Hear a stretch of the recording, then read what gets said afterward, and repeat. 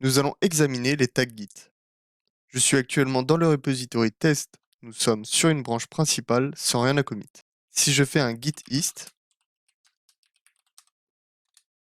vous pouvez voir que nous avons plusieurs commits qui font partie de ce repository. Et à ce stade, nous travaillons avec le repository depuis assez longtemps. Je voudrais donc marquer ce point dans le repository avec d'autres étapes importantes. Pour ce faire, Git supporte une notion de tag. Les tags ne sont que des étiquettes que vous pouvez mettre à n'importe quel point de commit. Par défaut, si vous ne spécifiez pas de commit, ce sera le commit actuel ou le head. Nous allons faire un git tag suivi du nom de mon tag, qui sera mon tag. Il y a deux types d'étiquettes, les tags légers, que vous pouvez simplement donner un nom, et Git le crée pour vous.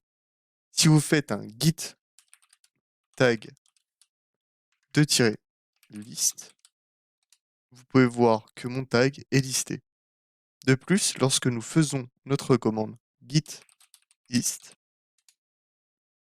nous voyons mon tag. Maintenant, ceci est un tag léger.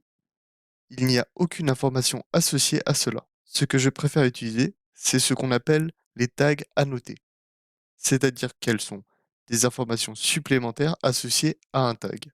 Donc avant de faire cela, supprimons mon tag. Donc git tag-d pour delete, suivi du nom de mon tag.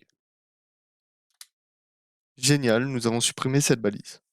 Si nous utilisons la syntaxe git tag-a pour annoter les tags puis le nom de la balise v1.0 par exemple, puis -m pour le message et entre guillemets le nom de notre message qui sera version 1.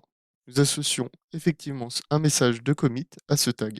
Généralement, pas de nouvelles, donc bonne nouvelle.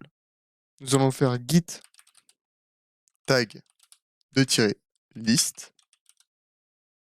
Nous avons notre V1. Maintenant, nous allons faire un git hist.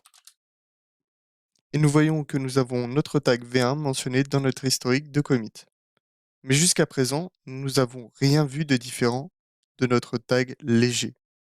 D'où vient la notation? Eh bien, si nous utilisons notre commande git show et qu'on spécifie le nom du tag, donc v1.0, cela nous montre que nous avons notre tag v1. Le tagger, c'est-à-dire moi, la date à laquelle a été tagué, le message de validation entre guillemets associé à cette balise, suivi du reste des informations relatives à cette validation associée à cette balise, y compris son propre message d'avant.